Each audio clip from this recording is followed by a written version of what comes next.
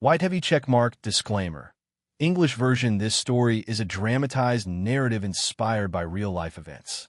Names, locations, and certain circumstances have been altered for privacy and storytelling purposes.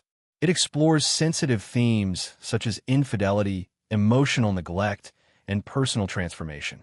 The intention of this story is not to promote or encourage infidelity, but to shed light on the emotional complexities people often hide behind closed doors. Viewer discretion is advised. The story contains mature subject matter and is recommended for adult audiences only. In the quiet suburbs of Washington state, life seemed to unfold with predictable rhythm. The birds chirped in the mornings, lawns were mowed every Saturday, and neighbors smiled politely as they passed each other. For most people on the outside looking in, my life would have seemed ideal. I had a decent job at a local insurance company, a beautiful house with a well-kept front yard, 2 healthy children, and a husband who, at least publicly, played the part of a caring father and reliable partner. But the truth of our marriage lived behind drawn curtains and under the noise of mundane routines. My name is Emily, and I have been married to Paul for 11 years. We met in college, fell in love quickly, and married young. At first, everything was magical. But over time, the spark we once had faded into silence. We stopped communicating, except for the basics: what time the kids needed to be picked up, what bills were due, or what groceries we were running out of. He came home later and later each evening, glued to his phone or television, often irritated if I tried to initiate even casual conversation. I would lie in bed at night, staring at the ceiling, wondering when exactly our relationship became a silent contract rather than a connection between two people. I wasn't perfect either. I stopped trying to fix what I couldn't feel anymore. Instead, I focused on the children, the chores, and the mechanical rhythm of life. Some part of me kept hoping things would improve, that Paul would look at me again the way he used to. But weeks turned into months, and months into years, and the space between us grew into a canyon I no longer knew how to cross. The loneliness was suffocating. I didn't talk to anyone about it. Not my friends, not my sister, not even my own reflection in the mirror. I smiled at PTA meetings and nodded at neighbors when they asked how things were going. I convinced myself that this was just how marriages evolved after a decade: quiet, distant, maybe even a little cold. But deep down, a hollow ache had settled inside me, a longing to feel something again, anything at all. That was when I started noticing him, our new neighbor. Tall, well-groomed, with kind eyes and a calm presence. His name was Jason. He had just moved in next door after a divorce, or so the neighborhood gossip claimed. I didn't think much of it at first. He seemed friendly, kept to himself mostly, and had a golden retriever who always wagged its tail at me. We exchanged polite greetings now, and then nothing more.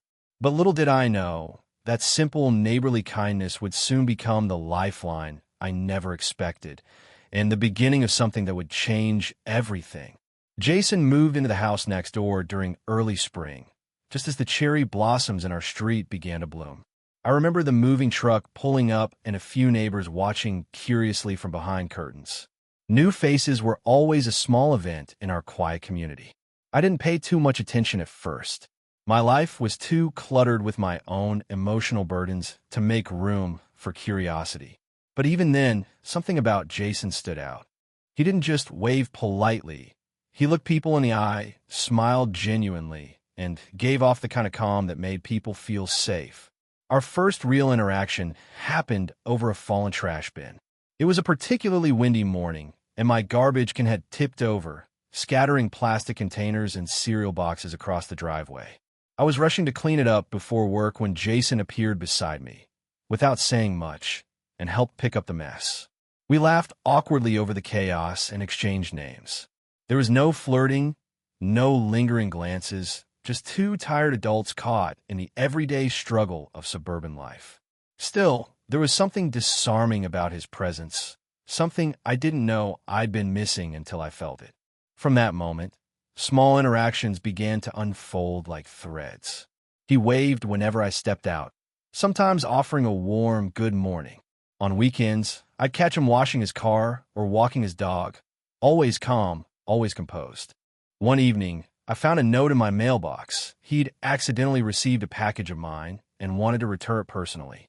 When he dropped it off, he even brought a cup of coffee and said with a laugh, "You look like you needed one the other morning."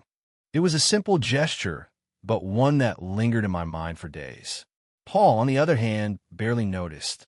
He didn't seem to care that I was spending more time outside, or that I talked to someone else more in 1 week than I'd spoken to him in a month.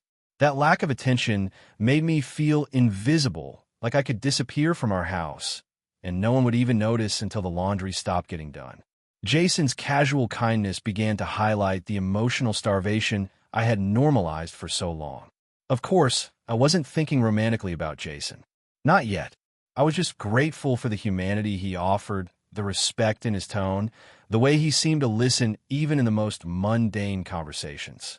There was a softness in his voice that reminded me what it was like to be spoken to, not around, but to.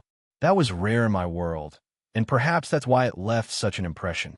At this point, he was just a friendly neighbor, a kind soul next door.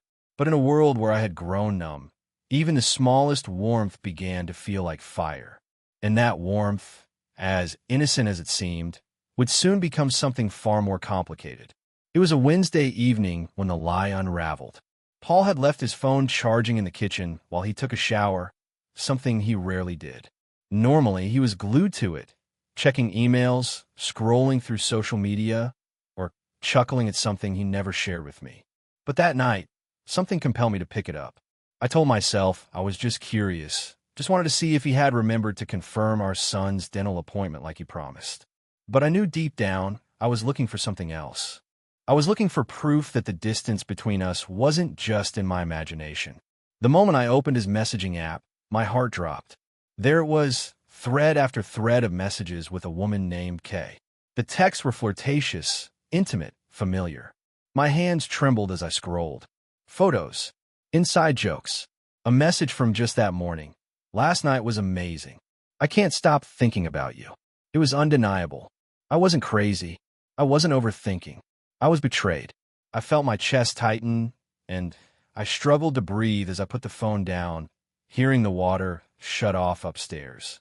I stood there frozen, the fluorescent kitchen light humming above me, casting harsh shadows on what used to be my home. When Paul walked into the room, wrapped in a towel, I didn't scream. I didn't cry. I just looked at him and said, "Who's Kay?" The color drained from his face. For a brief moment, I saw fear, but it quickly hardened into defiance. "Why were you snooping through my phone?" he snapped, as if I had done something wrong. I repeated my question, this time louder. "Who is Kay?" He muttered something about her being a coworker, insisted it wasn't serious, claimed it was just talking and not physical, as if that made it okay. The argument escalated, but what broke me wasn't the betrayal. It was the lack of remorse.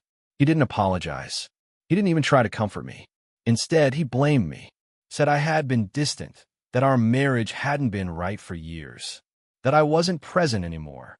And in that moment, I realized how far gone we truly were. I wasn't just hurt, I was done. That night, I slept on the couch. He didn't follow. The next morning, he left early and didn't call. I told the kids their dad had gone on a work trip, tried to shield them from the truth I wasn't ready to explain.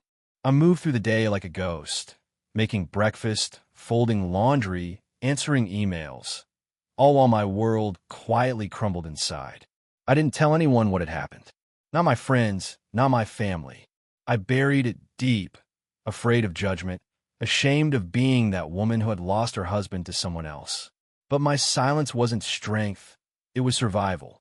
And that survival would soon lead me to a porch, a cup of tea, and a neighbor whose quiet kindness would reach into the ruins of my life and offer something I didn't yet believe I deserved: comfort. The rain had been falling steadily for hours. It was one of those slow, melancholic storms, the kind that seemed to mirror exactly how I felt inside.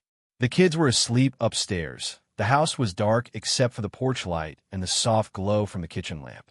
I sat outside on the front steps, wrapped in a cardigan, hands trembling around a mug of cold tea I'd long stopped sipping. Tears rolled down my cheeks silently, as if they too had grown tired of asking for attention. I didn't plan to cry. I had held in all day, kept my face steady while feeding the kids, folding laundry, and pretending everything was fine during a Zoom meeting.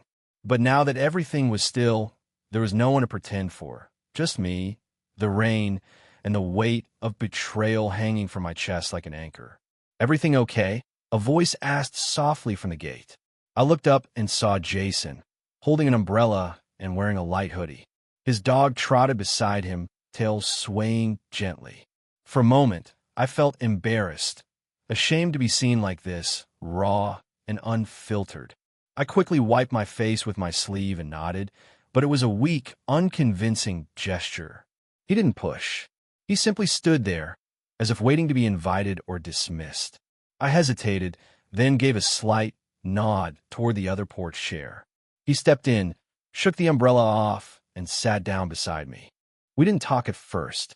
The rain filled the silence with its rhythmic tapping, and I was strangely comforted by his quiet presence. After a few minutes, he reached into a small paper bag and pulled out a warm thermos. "I was on my way back from the coffee shop," he said. "Brought an extra one, just in case." I took it, more out of politeness than need, but the warmth in my hands made me tear up again. This time, I didn't hide it. Jason didn't ask for details. He didn't dig or probe. He simply said, "You don't have to say anything. Just know you don't have to sit here alone." Those words hit me harder than I expected. They were simple, but they cracked something inside me. I was so used to being invisible, to managing my pain in silence. The idea that someone noticed and cared was overwhelming. I took a deep breath, sipped the coffee, and finally whispered, "He cheated on me." Jason looked at me, not with pity, but with quiet understanding. He nodded slowly, letting the moment breathe. "I'm sorry," he said. "You didn't deserve that." For the first time in a long time, I felt seen, not as a wife, or a mother, or a woman holding everything together, but as a human being, hurt and fragile, and still worthy of kindness. That night, we didn't discuss anything else. We just sat in the rain, sipping coffee, saying little. But something shifted in me. His presence became a safe space, a small light in a life that had grown dim. I didn't know it yet, but that comfort would become the foundation of something far more complicated and dangerously healing. After that rainy night, something quietly changed between me and Jason. We didn't talk about what had happened. There was no deep conversation or agreement made. We simply started gravitating toward each other more naturally, like two people who had accidentally discovered they were safe in each other's presence. Our interactions became more frequent. A quick wave in the morning turned into casual conversations over the fence. Simple greetings after work evolved into evening walks with his dog. Sometimes he would bring over extra groceries he said he accidentally overbought. Other times he'd offer to help with small things around the house, tightening a loose cabinet, fixing the gate latch, even changing the car battery one cold afternoon when Paul had forgotten to check it for weeks. At first, I told myself these were just acts of kindness, nothing more. But deep down, I was beginning to crave them. Not the favors, his company, his voice, the way he looked me in the eye and waited for my answer. The way he remembered things I mentioned offhandedly, like the kind of tea I liked or that my son was afraid of thunder. I started noticing things, like how he always held the door open or how he never made me feel like a burden. There are no mind games, no walking on eggshells, no waiting to be noticed. And slowly, the wall I had built around myself started to soften, then crack. One evening, we sat on his back porch watching the sun dip behind the trees. The sky was painted in soft orange and blue, and there was a calm between us that didn't require words. We were sipping wine, his idea, and talking about nothing in particular. Then, out of nowhere, he looked at me and said, "You laugh less than you used to." It caught me off guard. "How would you know?" I asked, almost smiling. "Because when you do, it feels like sunlight," he replied. My breath caught in my throat. It wasn't a line. There was no expectation behind it. Just truth, honest and vulnerable. That night, when I went home, I lay in bed thinking about those words. I hadn't heard anything like that in years. Not from Paul. Not from anyone. And that's when the guilt began creeping in. I wasn't having an affair. Not yet. but emotionally, I was drifting into territory that felt dangerous. I didn't know what I was doing. I wasn't even sure what I wanted. I only knew I felt alive again.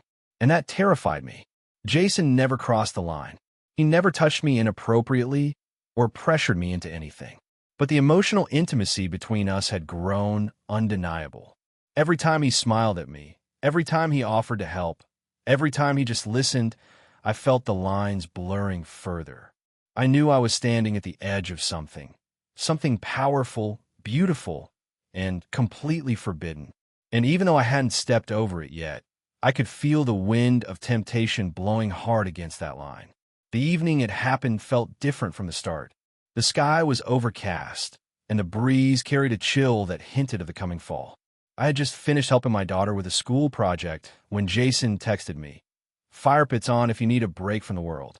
Something about that message made me pause. Lately, I've been seeking those moments, a place where I didn't have to perform or pretend, where I could just breathe. And Jason's backyard had become that place. I told myself I'd only stay for a few minutes, just enough to clear my head. His backyard was warm, softly lit with string lights and the gentle flicker of the fire pit. He handed me a blanket and poured 2 cups of spice cider. We sat across from each other, quiet at first, listening to the fire crackle. The silence between us had grown comfortable, like an old song playing in the background. Safe, familiar. And yet that night, there was something electric beneath it. We started talking about life, about fear, about what it meant to feel invisible in your own home. I opened up more than I ever had before. I told him how I'd spent years trying to keep a marriage alive where love had long since withered. I told him how Paul's betrayal had felt less like a shock and more like a confirmation of everything I had already feared. Jason listened, his eyes fixed on mine, his expression steady and calm. And then he said something I'll never forget. You didn't fail. You just gave more than someone knew how to value. The words broke something open in me, not in a painful way, but in the way sunlight breaks through clouds. For a moment, I forgot to be guarded. I let my heart show, and then it happened. It wasn't planned. There was no dramatic build-up, just a moment where our eyes met and held, where the silence stretched into something unspoken. And before I knew it, we were leaning in, slowly, cautiously, as if the world might shatter if we moved too quickly. When our lips touched, it wasn't fireworks. It wasn't passion exploding. It was quiet, soft, full of everything we hadn't said. But in that stillness was also a scream, a silent cry of guilt, confusion, longing, and relief all at once. I pulled away first. "I'm sorry," I whispered, not even sure who I was apologizing to. Him, Paul, myself, or the version of me I used to be. Jason didn't speak. He just nodded gently and looked down at his hands, giving me the space I suddenly realized I needed. After a moment, I stood, thanked him for the cider, and walked back home in silence, my heart pounding. That night, I couldn't sleep. My thoughts spun in circles, caught between the guilt of a wife and the yearning of a woman who had been starved of affection for far too long. I hadn't crossed the line all the way, but I had touched it, and nothing would ever feel the same again. The days after that kiss were the most confusing of my life. Every moment felt like a moral tug-of-war between what I felt and what I knew was right. I replayed the kiss in my mind over and over, not because it was thrilling or scandalous, but because it revealed a part of me I had long buried, a part that still wanted to feel loved, to feel worthy, to feel seen. But with that clarity also came a heavy awareness. I was at a crossroads. One path led toward temptation and emotional escape, the other towards something far harder, healing. Jason didn't text me after that night. He didn't knock, didn't wave across the yard like he usually did. At first, I thought he might be ashamed or regretful. But as more time passed, I began to understand. He was giving me space. Not out of rejection, but out of respect. He wasn't trying to pull me deeper into something I wasn't ready for. That silence, oddly enough, said everything about the kind of man he truly was. I spent a lot of time alone in those days. I journaled. I cried in the shower when the kids couldn't hear me. I stopped trying to make excuses for Paul's affair or to rationalize my emotional attachment to Jason. Instead, I asked myself the hardest question: What do I want to be proud of when this storm settles? And the answer was clear. I wanted to be proud of choosing myself. Not out of revenge, not to prove a point, but because somewhere along the way, I had forgotten that I deserved peace. I deserved honesty. I deserved to be whole, even if it meant facing the pain I had long avoided. I sat down with Paul one night after the kids were asleep. The conversation was quiet, but final. I told him I knew everything, and that I had stopped fighting for a marriage he had already walked away from emotionally. I didn't raise my voice. I didn't beg or accuse. I just stated the truth. We've both changed, and it's time we stop pretending we haven't. He looked shocked, not because of the decision, but because I had found the strength to say it. I filed for divorce the following week. I also had a conversation with Jason. I walked to his porch, heart pounding, and thanked him, not for the kiss, not for the attention, but for reminding me that I was still capable of feeling something. I told him I needed space, not from him, but from any new emotional entanglements. I wanted to heal on my own terms. He smiled softly, nodded, and said, "I understand, and I'll be here, as your friend, if nothing else." That moment sealed it for me. Jason's kindness had never been about wanting something in return. It had simply been genuine, and that, more than anything, showed me what real love might look like one day, if and when I was ready. 6 months later, my world looked completely different. Less picture-perfect, perhaps, but far more real. The divorce was finalized without dramatic courtroom battles. Paul and I agreed to co-parent with civility, setting schedules, and sticking to boundaries. There were awkward moments, especially during school events or holidays, but I stopped expecting emotional closure from a man who had long stopped caring about my heart.